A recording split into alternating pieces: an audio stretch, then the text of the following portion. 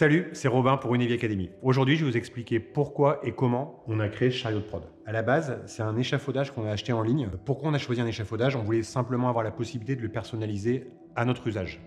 C'est un chariot qui est pliable, démontable et qu'on peut donc soit utiliser dans le studio, soit emmener en production. La première étape a été de réaliser différents étages. L'étage du bas, ce sont deux plaques métalliques qui étaient fournies avec l'échafaudage qui servent de marche. Nous, on est venu créer que les deux parties du haut. Alors les deux parties du haut, en fait, c'est de l'OSB qu'on a acheté directement en grande surface. Je suis venu mesurer la profondeur qu'il y avait pour que la planche puisse passer directement en appui et la largeur également. Donc là, vous verrez qu'on a pris du coup les mesures, on les a coupées avec une scie circulaire de façon à ce que ça rentre et que ça se cale dedans, c'est-à-dire qu'il n'y ait pas de jeu, ce qui fait qu'il n'y a aucun risque de chute.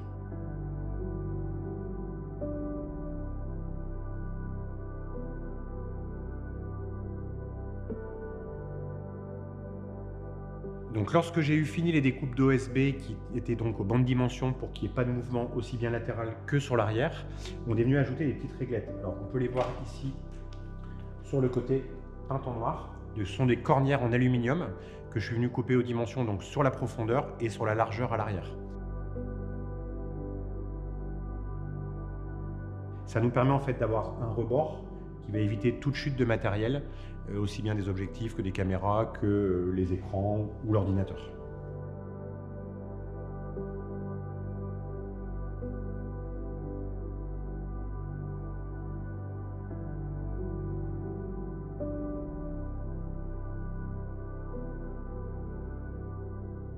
Et je suis venu également avec un disque meuler les arêtes pour pas qu'on puisse se couper sur le rebord. Parce que forcément, si ça se dépasse et qu'on se blesse ou que le client se blesse, ça peut être très problématique.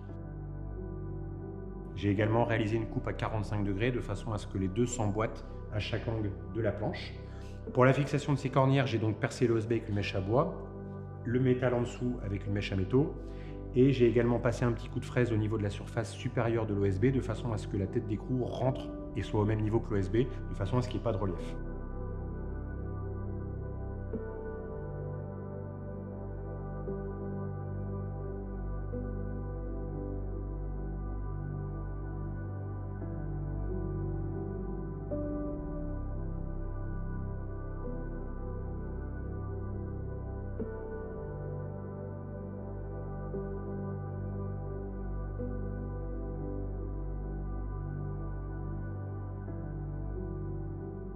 Lorsque j'ai fixé les cornières sur l'OSB, on a fait le choix avec Jérémy de recouvrir les deux panneaux d'OSB avec une moquette, de façon à ce que tout ce qui soit matériel, aussi bien caméra, objectif ou même laptop, ne soit pas du tout griffé avec l'OSB. Donc ça permet d'avoir un revêtement relativement agréable à la main et sur lequel on ne peut pas se blesser. Donc pour ça, on a coupé la moquette aux dimensions à l'intérieur de la cornière. Également pour cette moquette-là, on a réalisé une coupe à 45 degrés en dessous, de façon à ce que la moquette soit complètement en contact avec l'OSB et le métal et qu'on ne soit pas embêté avec les écrous qui dépassent sur la surface inférieure.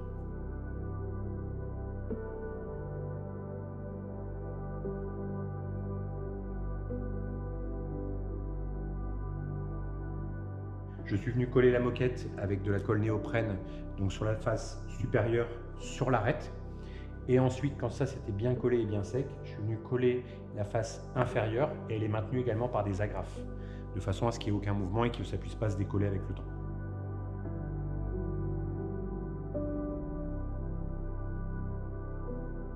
Lorsqu'on a reçu l'échafaudage, vous l'avez vu sur les premiers plans, il était complètement orange. Le problème de cette peinture-là, en plus brillante, c'était une peinture industrielle.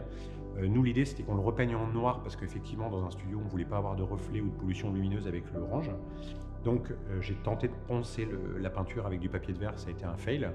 Je suis donc retourné en magasin chercher du décapant chimique pour peinture que vous voyez sur ces images appliquées donc en gel. Donc, ça me permet de retirer une grosse partie de la peinture, mais pas la totalité. Et nous, pas loin des studios, on a des artisans qui m'ont filé un solvant du coup industriel pour vraiment les grosses peintures, donc avec une odeur très très forte. Et là, par contre, j'ai réussi à décaper l'intégralité, donc jusqu'à voir le métal de l'échafaudage.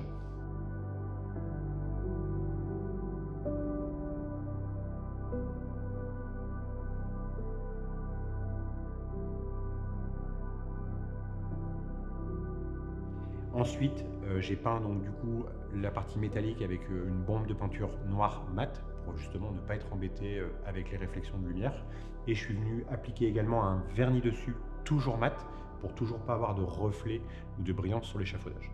Donc voilà sur la partie explication, sur la partie travaux, ça nous a pris un petit peu de temps, on a fait ça entre les prods, entre les post-prod, sur le temps libre un petit peu aussi également de l'agence. Et donc voilà, aujourd'hui on a donc un chariot qui est fonctionnel, sur lequel donc il y a 3 étages. On a donc nous fait le choix d'avoir la station de charge pour les batteries tout en bas.